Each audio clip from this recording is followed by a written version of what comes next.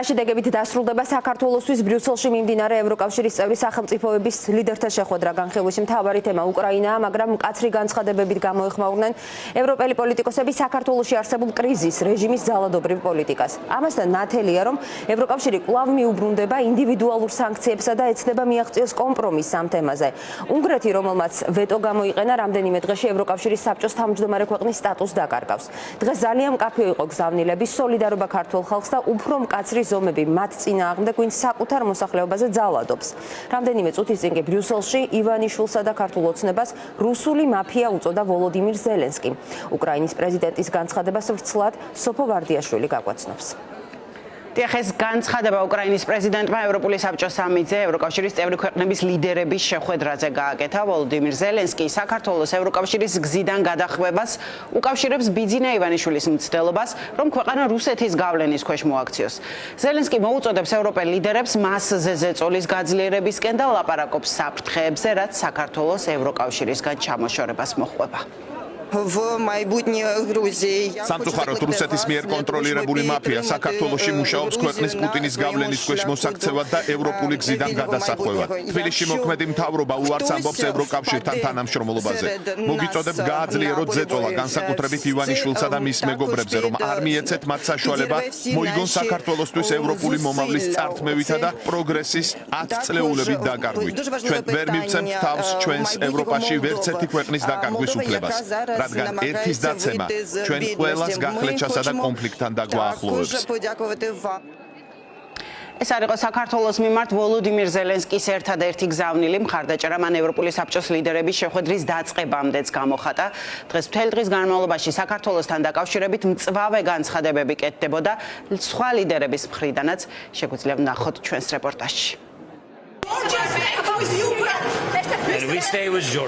კაფეო მხარდაჭერა საქართველოს მიმართ ვოლოდიმირ ზელენსკიმ ევროპული საბჭოს ლიდერების შეხვედრის დაწყებამდე გამოხატა.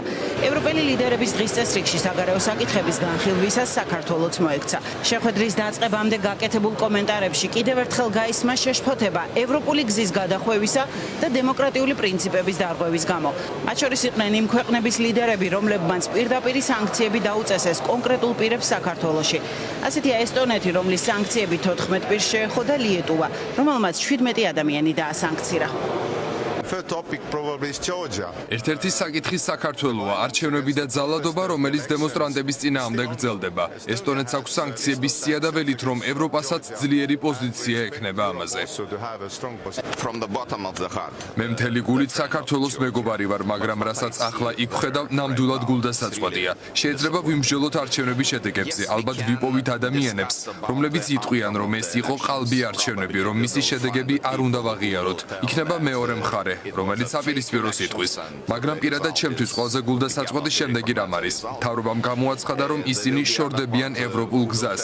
მიუხედავად იმისა, რომ საქართველოს მოსახლეობის 80%-ზე მეტი მტკიცედ უჭერს მხარს ევროპულ ოცნებას. ამიტომ ქართულმა ოცნებამ ქვეყნის მოსახლეობის უმრავლესობას ევროპული ოცნება არ უნდა წაართვას. დამატებითი და უფრო მკაცრი ზომები დაანონსეს ევროკავშირის უმაღლესმა წარმომადგენელმა საგარეო და უსაფრთხოების საკითხებში და ევროპარლამენტის პრეზიდენტმა. კაია კალასი, რომელმაც ევროკავშირის საგარეო საქმეთა მინისტრებთან განიხილა საქართველოს საკითხი და რობერტა მეცოლა, რომელიც კრიტიკულ დებატებს უძღვებოდა ევროპარლამენტში, მსჯელობენ, რა შეიძლება დაუპირისპირონ ხელისუფლების რეპრესიებს პროტესტის მონაწილე მოქალაქეების წინააღმდეგ. განვიხილავთ საქართველოს საკითხს და რა შეგვიძლია დამატებით გავაკეთოთ მთავრობაზე ზეწოლის მოსახდენად, რომ არ გამოიყენოს ძალად დემონსტრანტების წინააღმდეგ, არ განახორციელოს რეპრესიები ოპოზიციაზე და რომ გავუგზავნოთ ძლიერი სიგნალი ევროკავშირის მხრიდან. ორშაბათს განვიხილეთ და ვერ მივახციეთ შეთანხმებას სანქციების ნაწილზე, მაგრამ გჭირდება, რომ კიდევ ვიმუშაოთ. თქვენ შეგიძლიათ მკაცრი სიტყვების მოლოდინი გქონდეთ ევროპარლამენტისგან. უკვე ნახეთ ჩვენი რეზოლუცია არჩევნების შესახებ, სადაც გამოვთქვით შეშფოთება იმასთან დაკავშირებით, თუ როგორ ჩატარდა არჩევნები, ასევე შედეგებთან დაკავშირებითაც. ჩვენი მოწოდება საქართველოს მიმართ არის ის, რომ მათ არ მიატოვონ ევროპული გზა. ევროპული საბჭოს შეხვედრებში მონაწილეობას უკვე წლებია ვიღებ და მთელი ამ ხნის განმავლობაში აქ დომინირებს მოსაზრება, რომ ჩვენ კარს არ დავუხურავთ იმ ადამიანებს, ვინც ევროპას საკუთარ სახლად ხედავს და ეს ეხება ქართულ ხალხსაც, რომელიც დღეს კვლავ აგრძელებს ქუჩებში დგომას ევროკავშირის დროშებით ხელში. ჩვენ ისინი არ უნდა მივატოვოთ. ევროპელი პარტნიორები ყურადღებით აკვირდებიან საქართველოში განვითარებულ პროცესებს, დემოკრატიის, კანონის უზენაესობისა და ფუნდამენტური უფლებების დარღვევის შემთხვევებს. ამის შესახებ გაფრთხილება ისმის ქვეყნებისგან, რომლებიც მთავარი გადაწყვეტილების მიმღებები არიან საქართველოს ევროკავშირში ინტეგრაციის თვალსაზრისით და მათ შორისაა გერმანია. ვიცით, რომ ქართველი ხალხი ძლიერ მიისწრაფვის ევროპისკენ. ეს არის დემოკრატიული ნება, რომელიც იქ არსებობს. სწორედ ამიტომ ჩვენ გავხსენით ამ მიზნისკენ მიმავალი გზა. ამიტომ ჩვენ ევროკავშირი, ის ქვეყნები, რომლებმაც ავიღეთ ვალდებულება დავიცვათ დემოკრატია და კანონის უზენაესობა, ზედმიწევნით ვაკვირდებით მიმდინარე მოვლენებს. ჩვენ შეშფოთებულები ვართ საქართველოში მოვლენების განვითარებით. ეს არ არის ისეთი დემოკრატია და კანონის უზენაესობა, რომლის ნახვაც გსურს ევროკავშირის მიწაზე ან ევროკავშირთან ახლოს. ის ფუნდამენტური თავისუფლებები, რომლებსაც ჩვენ პატივცემთ, უნდა გავრცელდეს ყველგან ევროპულ კონტინენტზე. ჩვენ ამას ყურადღებით ვადევნებთ თვალს და მოვუწოდებთ საქართველოს ლიდერებს. პატივისცენ ადამიანის ფუნდამენტურ უფლებებს. ლიდერების ნაწილი განმარტავს მიზეზებსაც, რასაც ქვეყანაში სერიოზული დემოკრატიული უკუსლა მოჰყვა და უცხოურ გავლენებზე ლაპარაკობს. საჭიროა ჩართულობა პროევროპულ ძალებთან საქართველოში. მნიშვნელოვანია ვაჩვენოთ, რომ ზურგს არ შევაქცევთ და მათ გვერდით ვდგავართ. ასევე ვაღიარებთ იმასაც, რომ მიზეზი, რაც იქ დღეს ხდება, უცხოური გავლენაა. ევროკავშირის წევრი ქვეყნების ლიდერებამდე საქართველოს საკითხი 2 დღის წინ საგარეო საქმეთა მინისტრებმაც განიხილეს.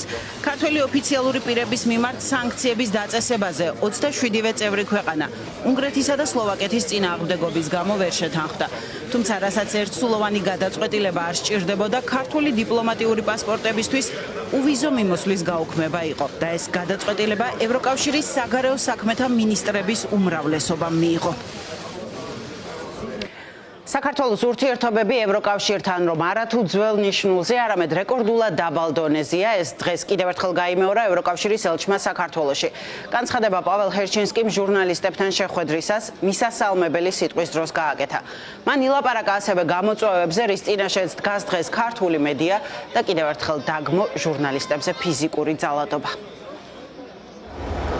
ყველა განცხადებაში და ყველა დონეზე ევროკავშირი მუდმივად გმობს ქმედებებს, რომლებიც მიზნად ისახავს მედიის გაჩუმებას და მის პროფესიულ მოვალეობაში ხელის შეშლას. საქართველოში თავისუფალი და დამოუკიდებელი მედიის ურყევი მხარდაჭერა ჩვენს პრიორიტეტად დარჩება. ასევე ნახეთ, რომ ევროკავშირი შეაჩერებს საქართველოს ხელისუფლებისთვის განკუთვნილ დაფინანსებას, მაგრამ ჩვენ გავაგრძელებთ და კიდევ გავზრდით მხარდაჭერას სამოქალაქო საზოგადოებისა და დამოუკიდებელი მედიის მიმართ. დღეს საქართველოს ევროკავშირში გაწევრიანება შეჩერებულია და ევროკავშირის საქართველოს ურთიერთობები ყველაზე დაბალ წერტილზეა ვიდრე ოდესმე ყოფილა. საქართველოს პარლამენტსა და მთავრობის მიერ მიღებული რიგი არადემოკრატიული გადაწყვეტილებების გამო. მნიშვნელოვანია, რომ გააგრძელოთ თქვენი საქმის კეთება და საზოგადოების ინფორმირება.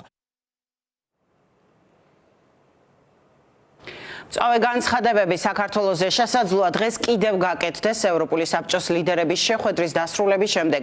იგეგმება პრესკონფერენციები ევროპული სტრუქტურებისა და ცალკეული ქვეყნების ლიდერების მხრიდან.